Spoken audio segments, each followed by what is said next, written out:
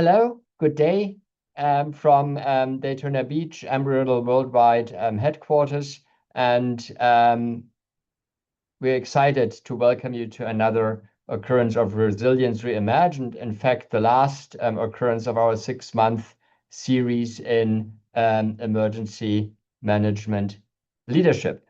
I am Alexander Sietschlag. I'm your host. I am the Dean of the Embry-Riddle Worldwide College of Arts and Sciences, and this series is being brought to you by our college and its Department of Emergency, Disaster, and Global Security Studies. We're excited to have today as our speaker Robert Gerlach, and he'll speak on crisis leadership and team resilience. Robert is the Director of Emergency Management and Threat Assessment at Duquesne University, and he will discuss his experiences during COVID-19 when he worked for Allegheny County Emergency Management Association, Allegheny County of Pennsylvania, which was my first state in the United States. So it's great to stay connected. And during that time, the team had very little downtime as it managed a testing site and then a vaccination site within the fluctuating context of rapidly evolving guidelines. And this really is an example of crisis leadership in the pandemic and then also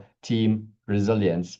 Bob is a veteran of public safety with 30 years of experience, and he has navigated responses to major crises, including Hurricane Katrina, the Tree of Life, synagogue shooting tragedy, and, like I said, the COVID-19 pandemic. A recognized leader in the Commonwealth of Pennsylvania, he has served as president of the Keystone Emergency Management Association, or KEMA, since 2023.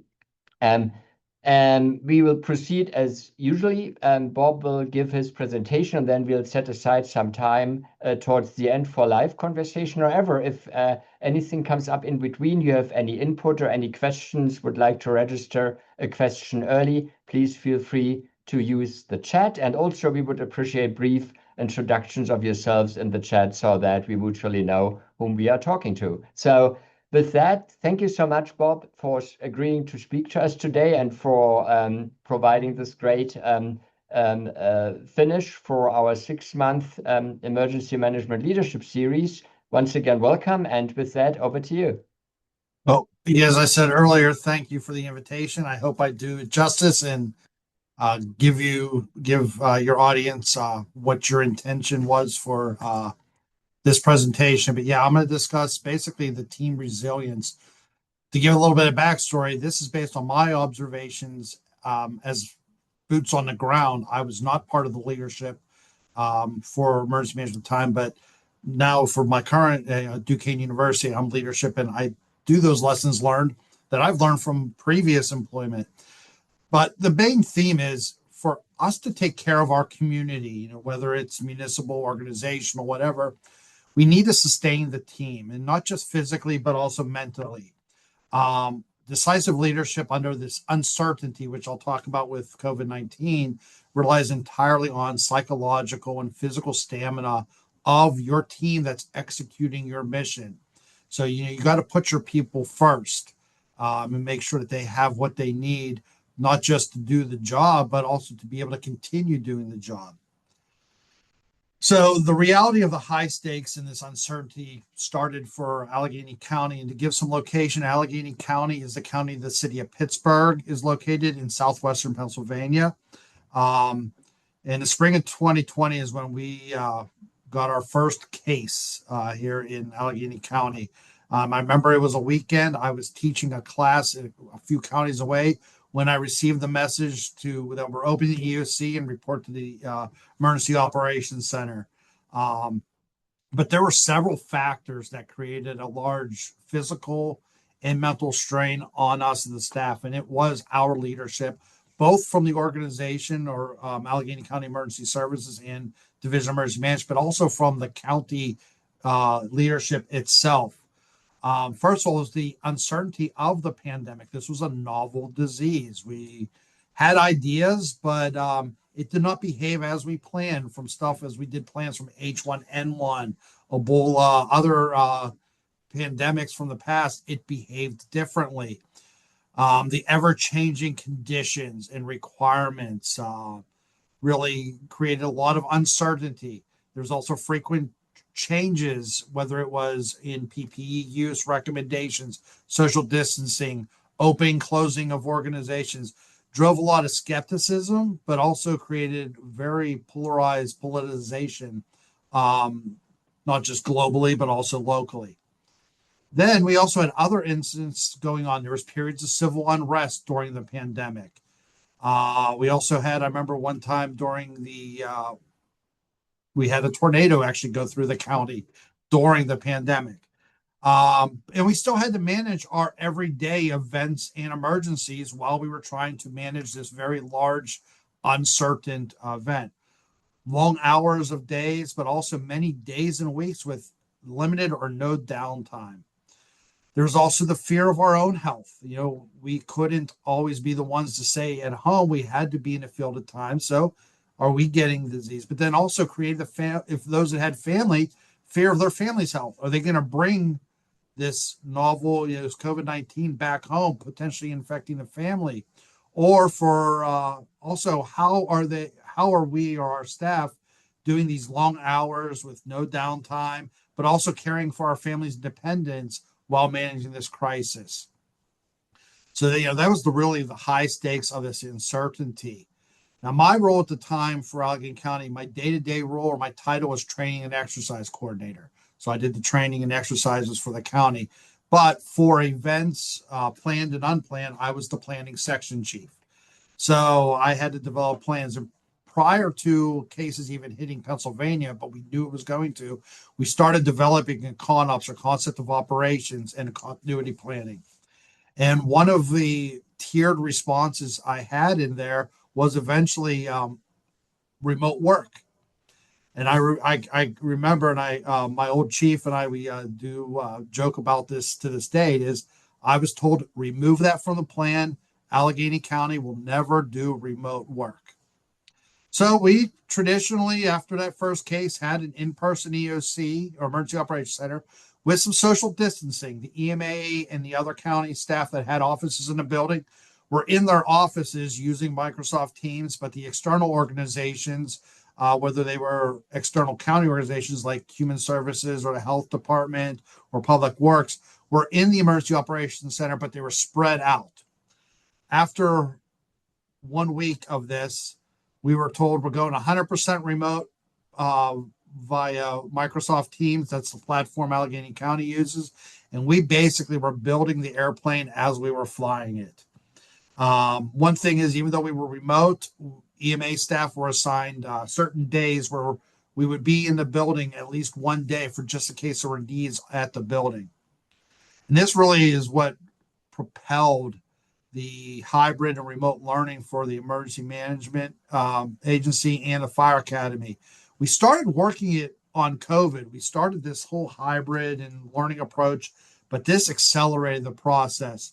And so much so, because we were working on before the pandemic, my assistant chief, who used to be the administrator for the Fire Academy prior to him becoming the assistant chief for the entire organization, him and I actually ended up being asked by PEMA, or Pennsylvania Emergency Management Association, but also New York State, Ohio, and Virginia, to do a class on how to develop hybrid training during the pandemic, which was really interesting that just us two guys from Allegheny County did all this work, and people wanted to say, hey, well, how you did that. But during this whole time, it was all hands on deck. And as I said earlier, we had no day downtime for many weeks. Back then, we would get this, how many non-work days did you get this week that Microsoft would pop up? And I had a few times zero. It would have zero downtime. But we also did a lot of work on plans and processes. And some of them were developed and never used.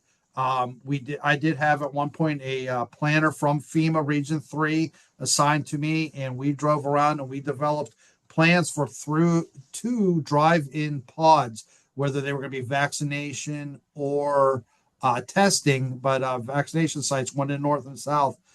Luckily, we never had to use it.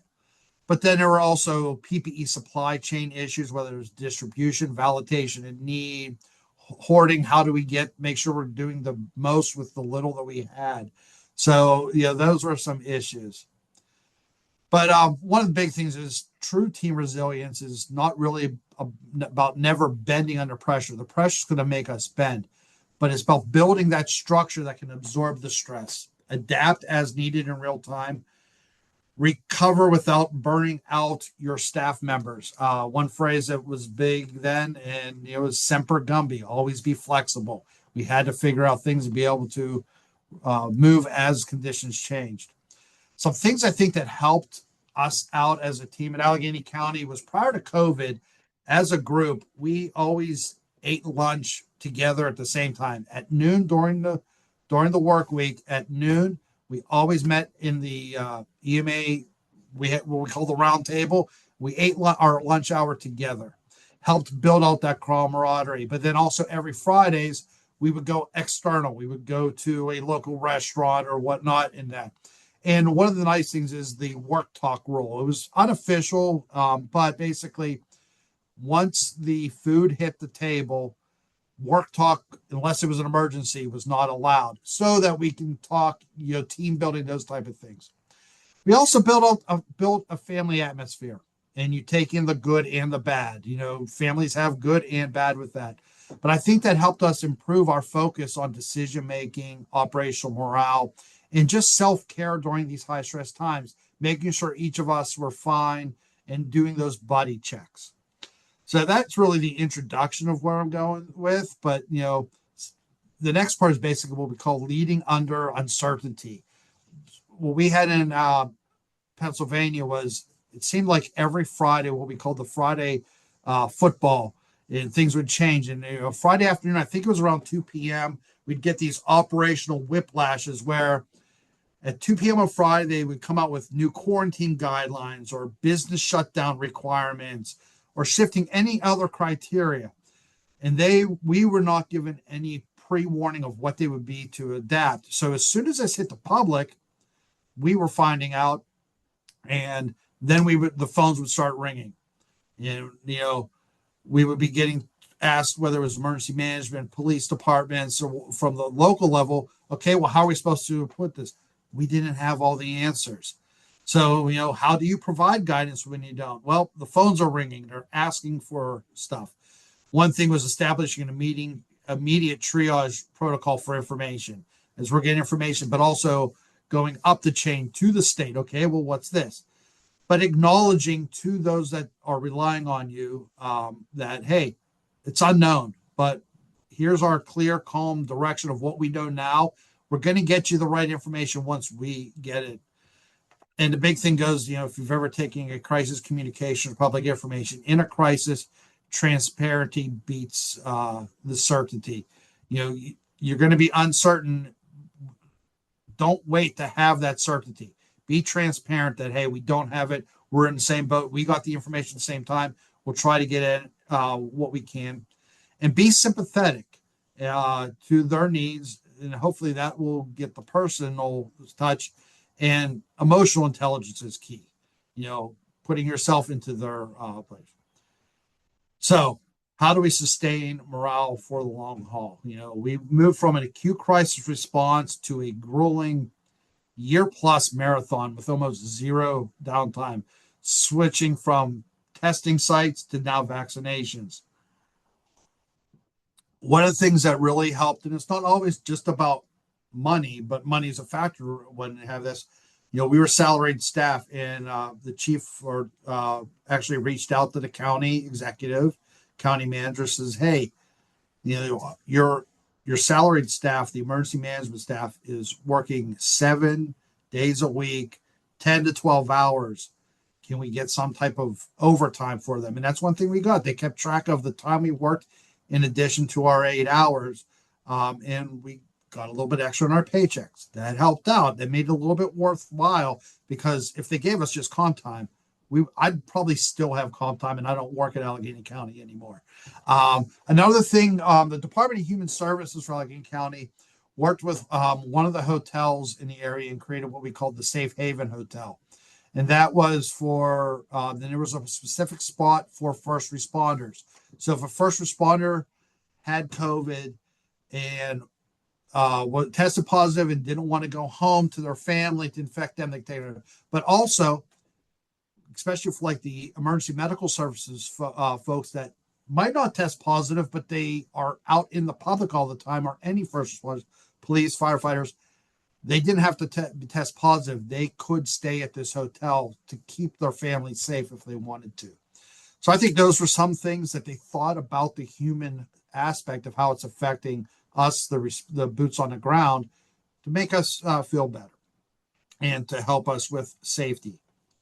So the fall of 2020, we set up a testing site in the city of McKeesport. And, there was a whole bunch of stress from unknowns with supply chain, safety, what has to happen. But one of a nice morale booster was the county partnered with our existing vending contractor to install a no-cost market where we got basically a meal per shift instead of, and it was kept stocked. But we also supported local diners and restaurants. I remember one time some pizza shop down the road, we ordered, hoagies, or subs from them, little things. There was also some non-work related activities. If we had downtime, I remember throwing a football with some people, doing little excursions of this or playing games, those type of things, as long as our work got done, I, as the planning section chief, I had to do the IAP every day for the following day, which was a lot of work. So, but as soon as my work was done, if there was downtime, we were able to do other stuff to help reduce the stress. What the main lesson for that is, logistics isn't just for operations. Think of logistics for people. We need to meet basic physical needs, and by meeting those helps impact positively psychological stamina. If we're kept healthy physically, it's also going to help, and just mentally, it's going to help with our psychological stamina.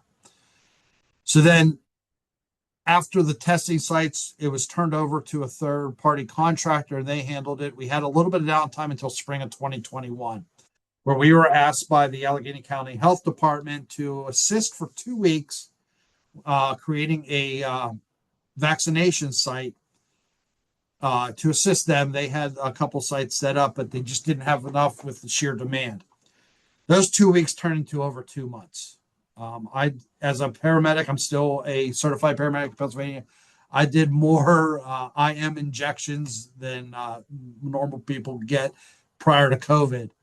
They used, as I said, emergency management, fire academy, and fire marshal staff who were certified paramedics for administering the vaccine. Then we used the other staff, whether it was office-based or what's it called, emergency management staff that were not paramedics, for other operational jobs, whether it was doing registration, paperwork, guidance, other logistics, those type of things. But the massive scale of this, of the mass vaccination operations, compounded on the exhaustion of us as the team.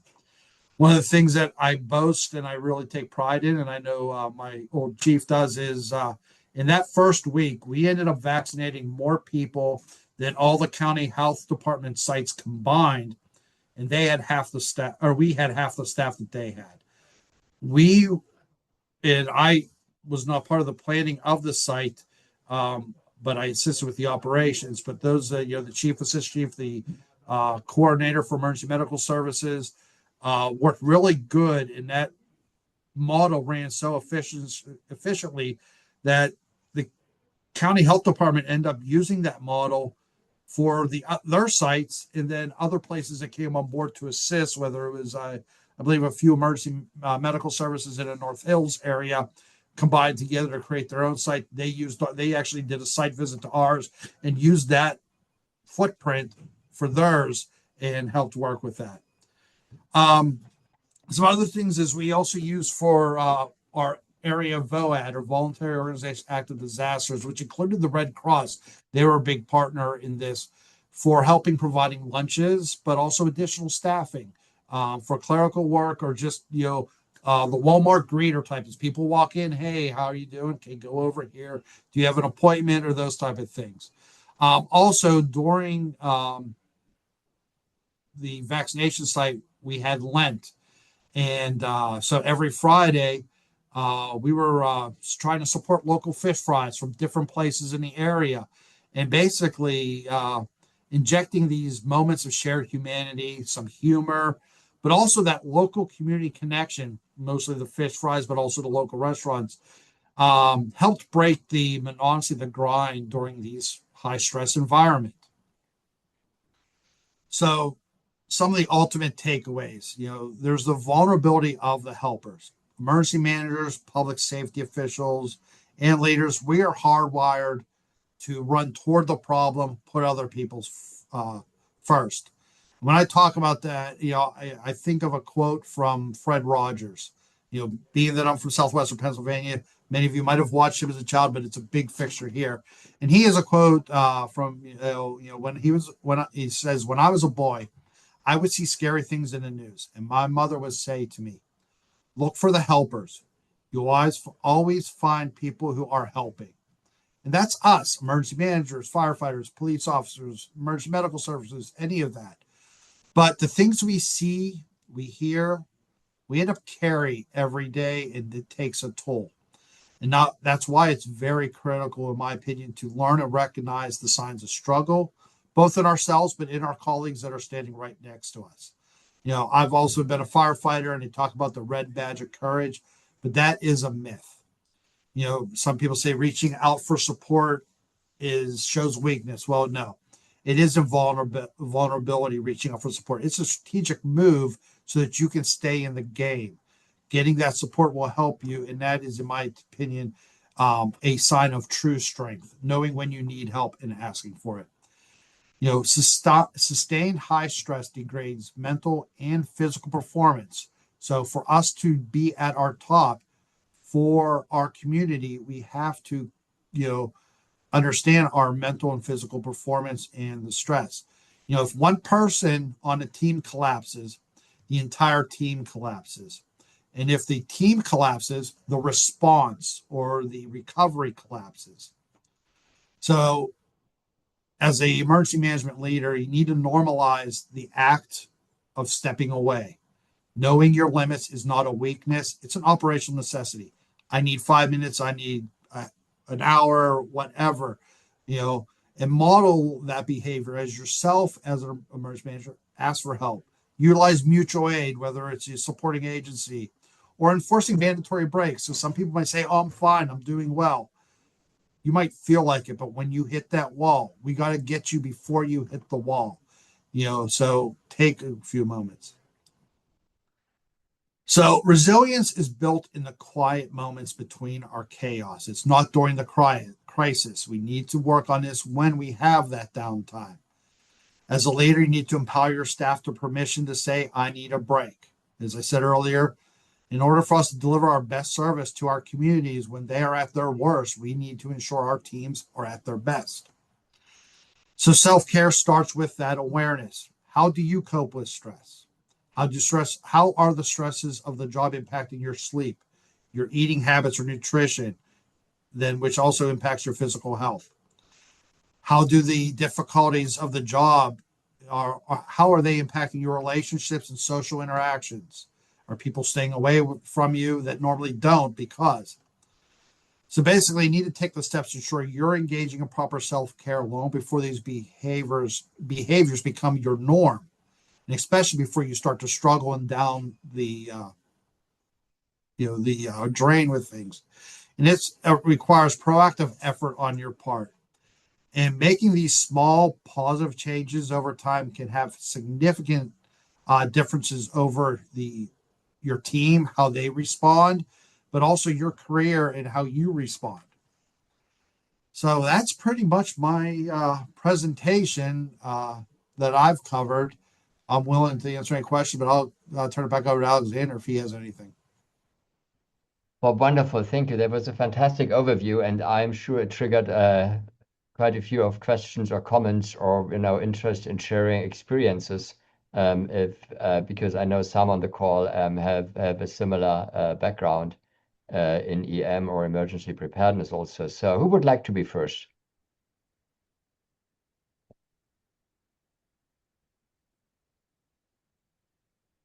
Not everybody at once. I know. There's Anne-Marie, please. I'll jump in. I'm coming from a faculty side of things, but I mean, there's a lot of relevancy to your presentation. Sitting here, the start of the summer break, and I'm working and I'm attending this, and I think it's so important that self-care. And sometimes I think Alexander knows this about me that I have trouble saying no sometimes, and so I take on maybe too much. And what advice could you give or do you give to your folks when you just see them? I'm not to the point of being overwhelmed at the moment, but if you see some of your folks, feeling overwhelmed, what do you usually say to Well, them? well, first of all, I'm going to back up a little bit and talk about here at Duquesne University. One of my roles here is as a director of emergency management threat assessment, our police dispatch center actually reports to me. And one of the requirements I have of all of our dispatchers, or what we call PCOs, they take mental health first aid training. And I've taken it myself. And it's really learned to it. And that, if you've never taken that, it's to observe other people, but it really helps you to learn about yourself. And, oh, well, that's why that happened. So that has helped. But I've also had some of my team, say, oh, I'm a worker, I'm good, or they boast that they never call off or they never take a sick day. And I look at them and go, you know what, that is our parents' philosophy and work ethic, and it burns you out. You have these benefits for a reason, whether it's a sick day. Now, honestly, I'm sure you've heard the term mental health day. We all need a mental health day. Now, if you need a mental health week, there's other concerns that we maybe should be going down more professional levels. But if you just say, hey, I need a day and it's not going to negatively impact my operations, I have no problem with that. And I think that's really hard for people from at least my generation and previous to accept, because we were told hard work, work hard so you can play hard. Well, you know what? Sometimes working hard, especially in this environment in public safety, can take a toll. And you might not learn how bad it is before it's too late and before you are burned out or it negatively affects somebody else's safety.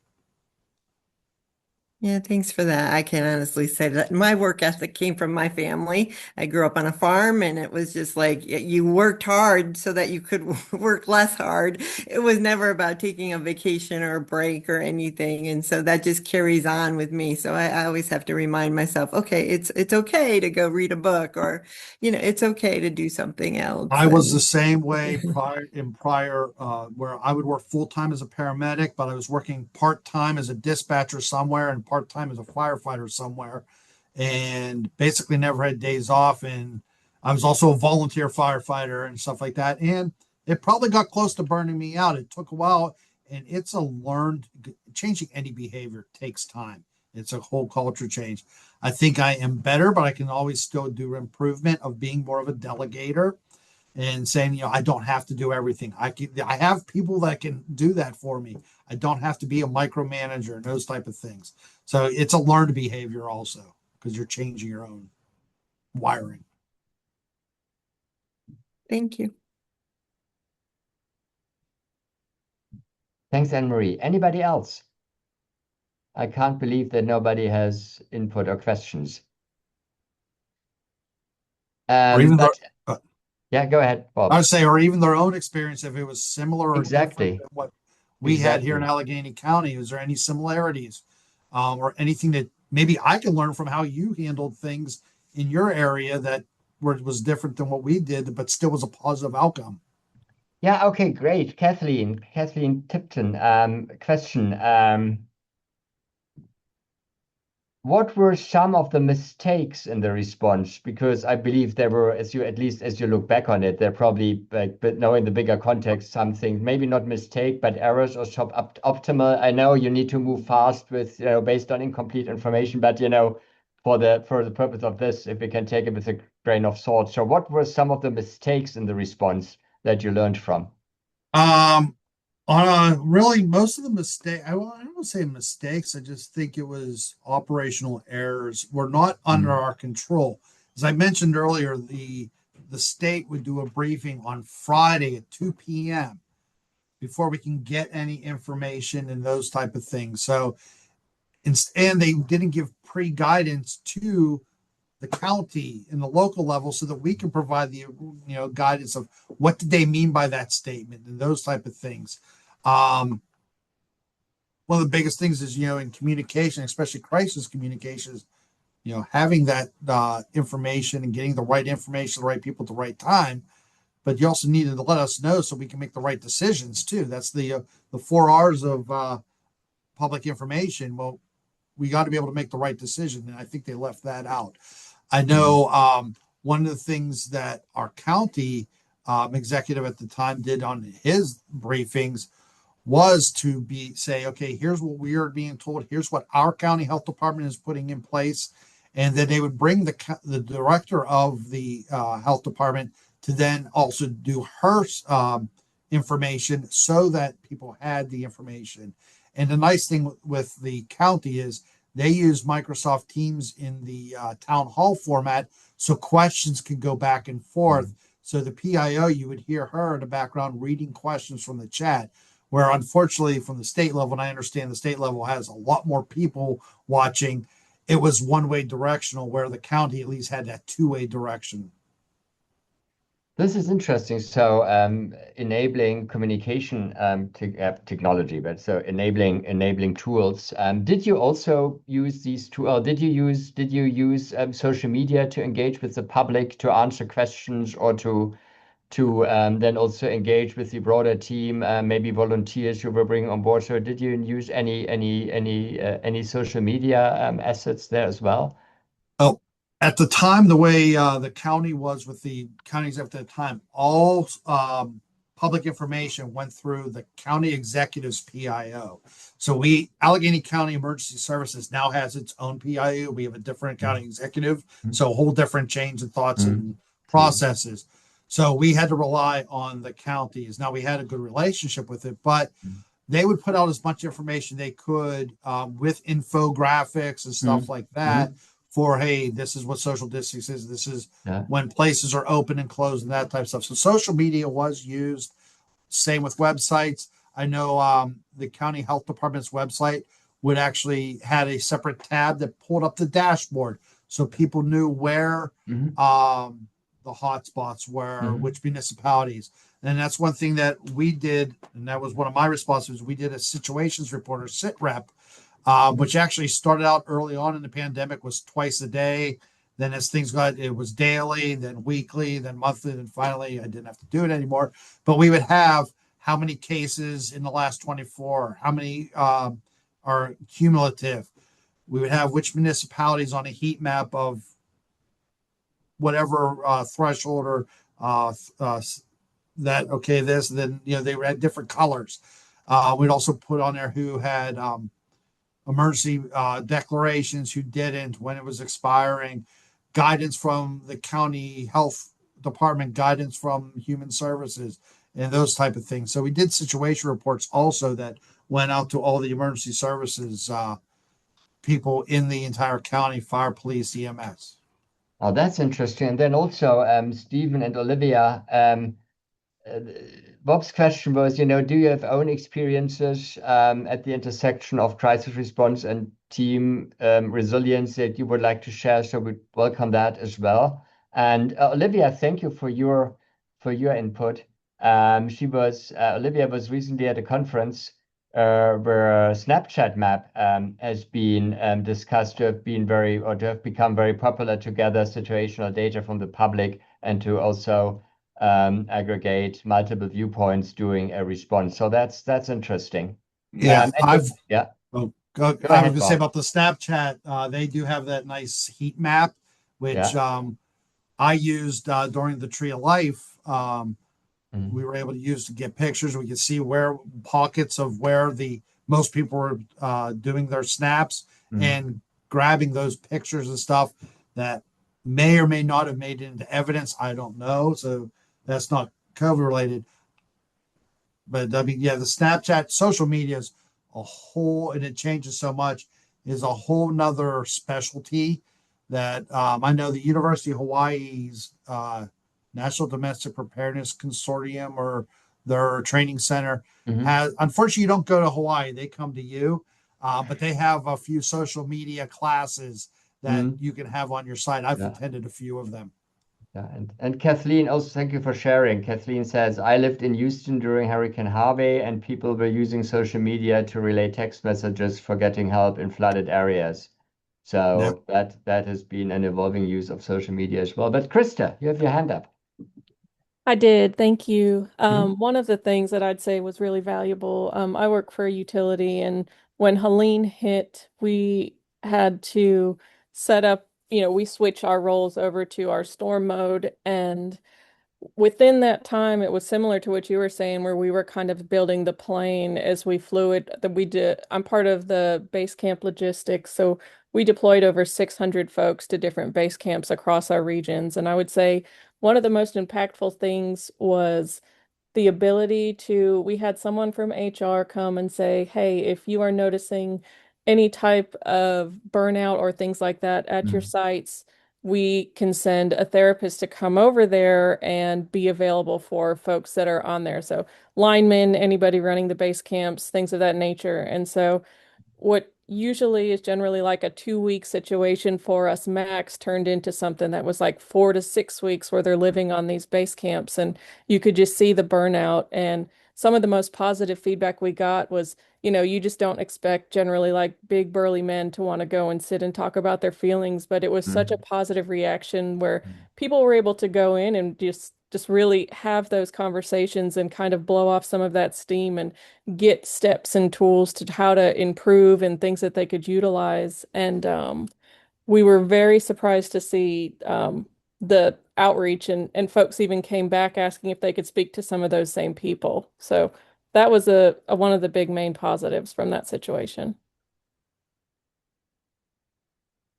Very interesting, Krista. Yeah, thank you for sharing. And then also Stephen, it's interesting, Kathleen. So Stephen says, I don't know if you read it on the chat, but he was the safety manager at the time Hurricane Harvey hit Houston. So Stephen was the safety manager at that time in Houston.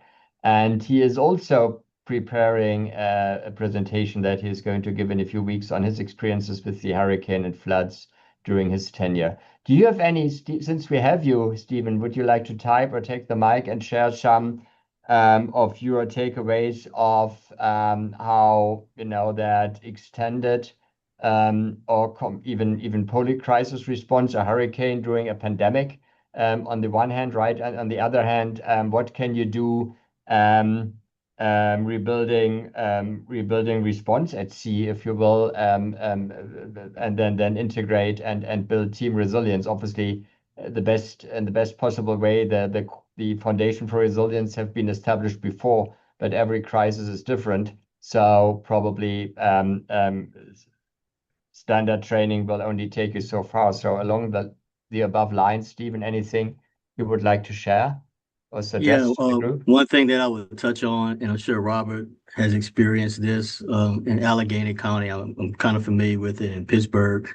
So in Houston, we have Harris County. So there's a lot of politics between the two large entities, right? You would think in the normal world, the county would probably have more power than the city. But in this region, it's a little different. And I would probably lean towards the city having a little more pull and directive giving than the county. That's the world we live in, and I'm on the good side of it.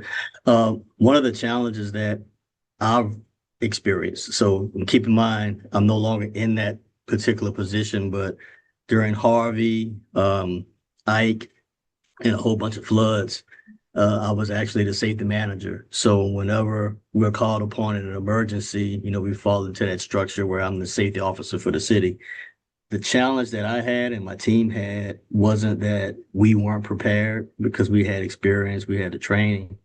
The issues we had was leadership changes from one emergency to the next, right? So from my 2 or 3 hurricanes and multiple floods, we had different mayors, different leadership, different people running Office of Emergency Management.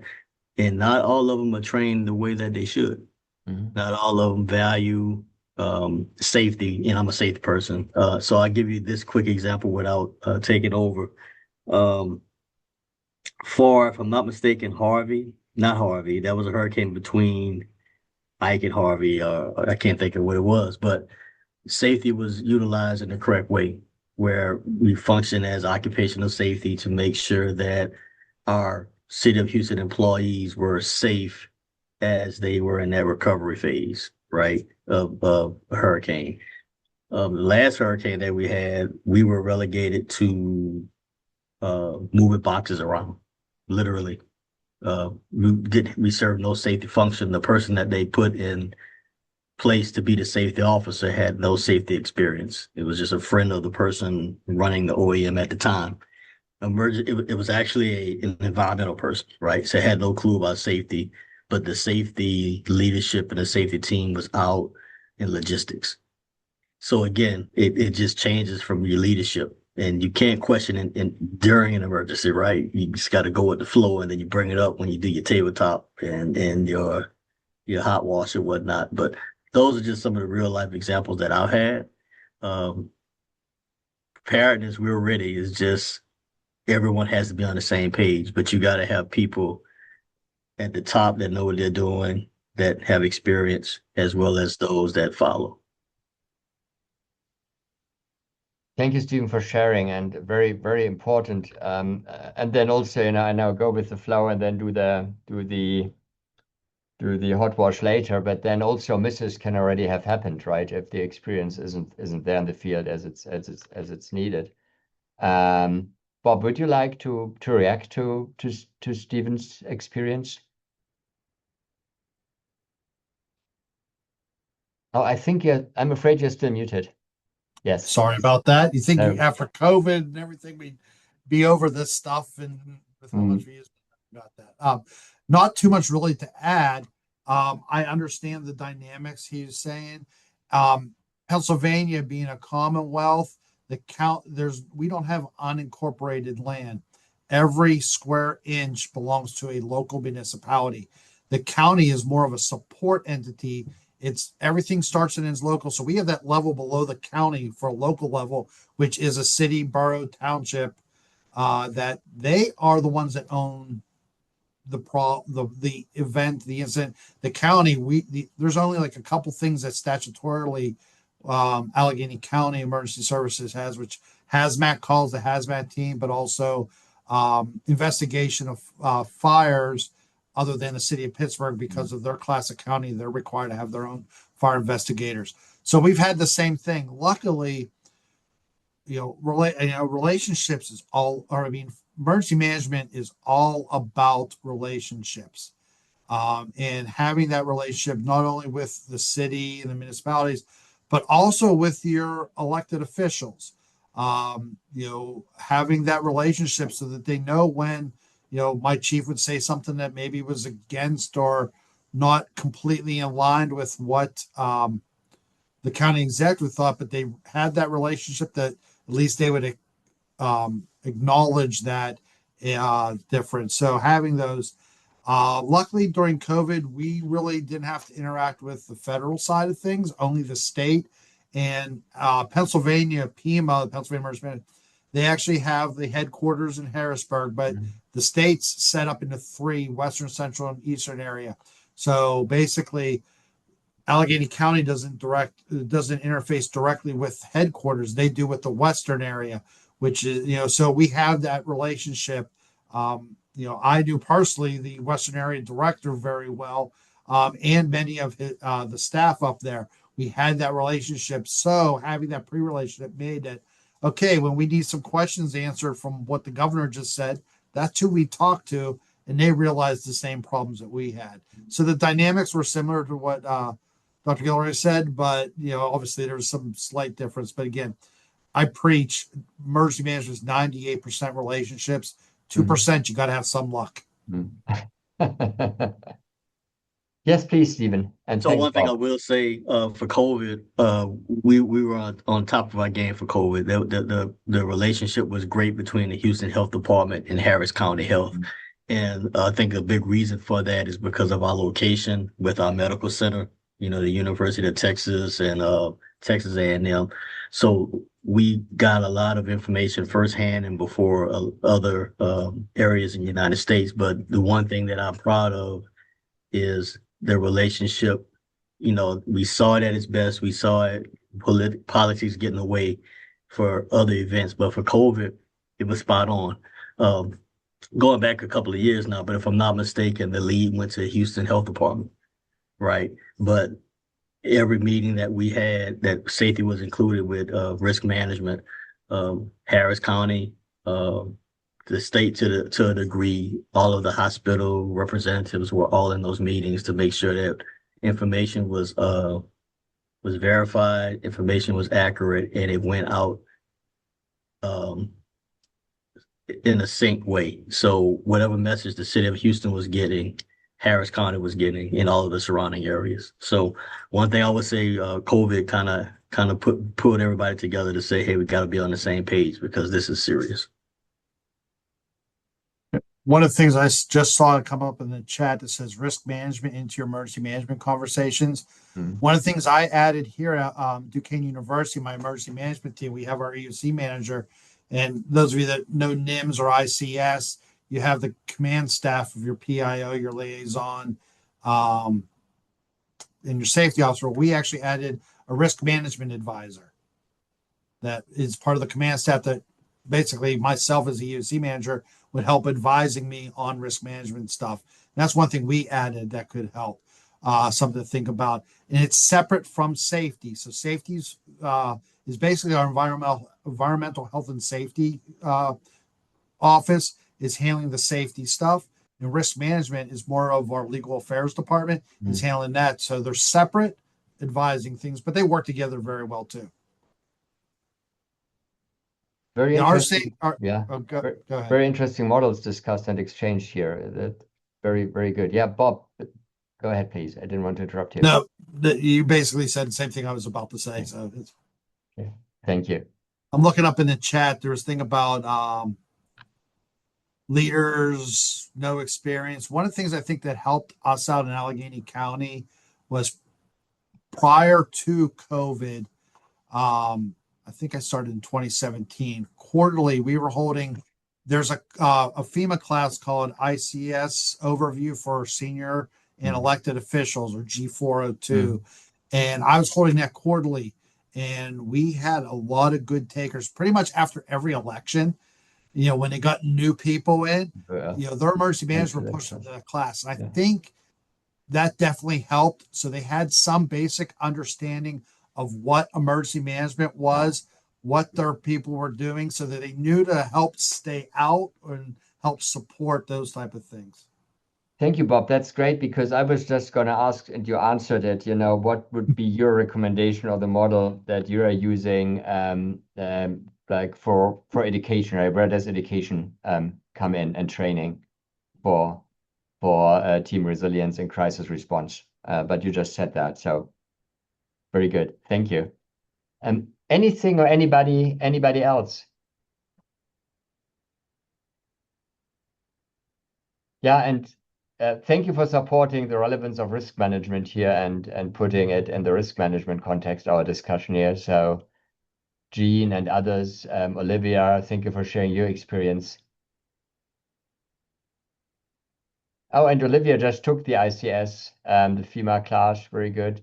And very important, I would underscore that if we look about, if we look at the whole community approach, it also includes obviously elected officials, not only career, not only career emergency managers, and then also those, so the chief information officers and the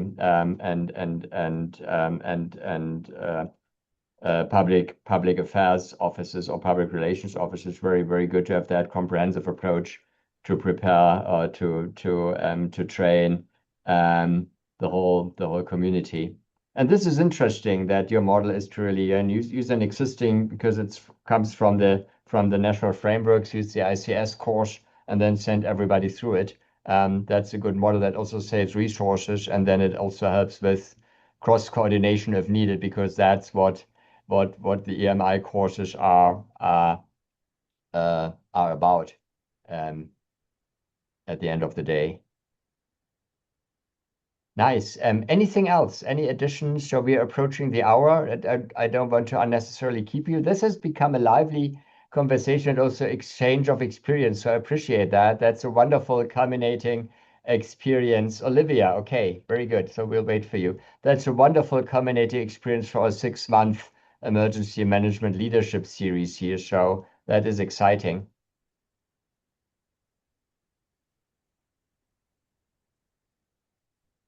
Okay, let's see.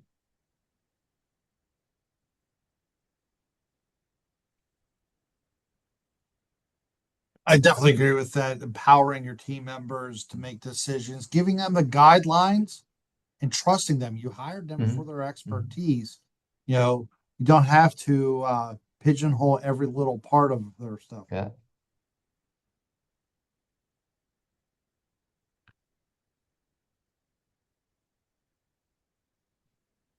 Let's see if anything else is coming up.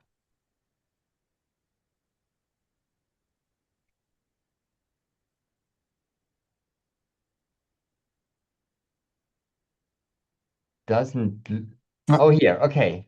Olivia.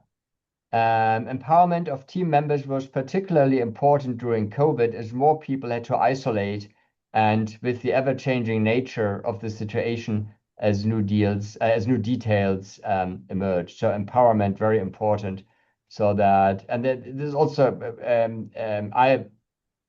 with local volunteers, right? And then also volunteering to encourage compliance with social distancing rules and whatnot.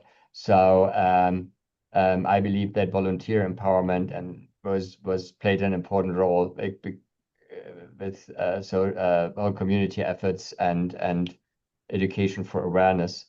And when you empower your team, you reduce decision fatigue and higher leadership, because higher leadership doesn't have to look, turn every stone and look everywhere, and dig in every hole, like Bob said, right? That makes a lot of sense, Olivia.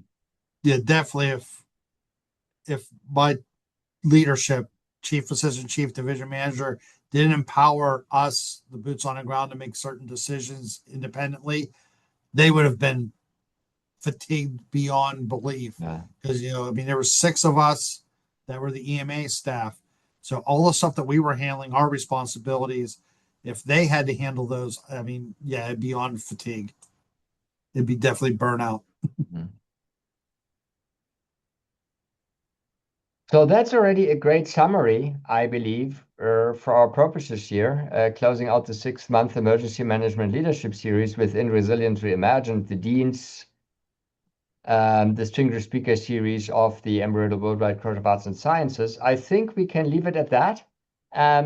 Thanks, Bob. This is fantastic. Thank you.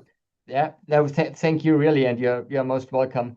And Olivia, you're welcome, and everybody, thanks for joining. And then for those who have been participating over the 6 months, watch out for for an email from our professional education. Will be a generic email address, professional education office, with your earned CEUs, with the certificate for that.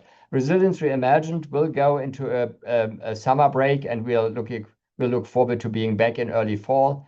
If you don't want to miss the next occurrence, I encourage you to follow us on social media, or follow us also on Eventbrite, where we make all of our events announcements as a college. Bob, thanks again. It was so great to have you. And thanks everybody here from our participants who actively contributed, and thanks everybody who then also actively listened. And we'll see you in early fall. Have a great summer. Bye-bye.